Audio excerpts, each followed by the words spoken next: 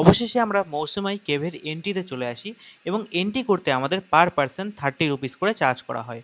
প্রথমে তো গুহার মধ্যে এত লোক দেখে ভালো লাগে না, মনটা খারাপ হয়ে যায়। বাট কিছুক্ষণের মধ্যেই গুহার ভেতরে অন্ধকারে ছেয়ে যায়। তারপরে শুরু হয় ভয়ানক।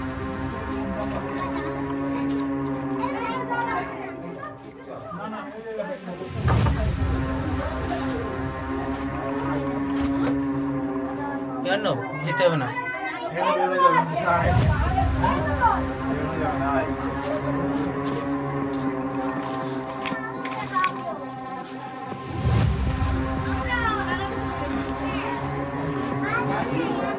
পিছলি খাবে আমার ছুটি।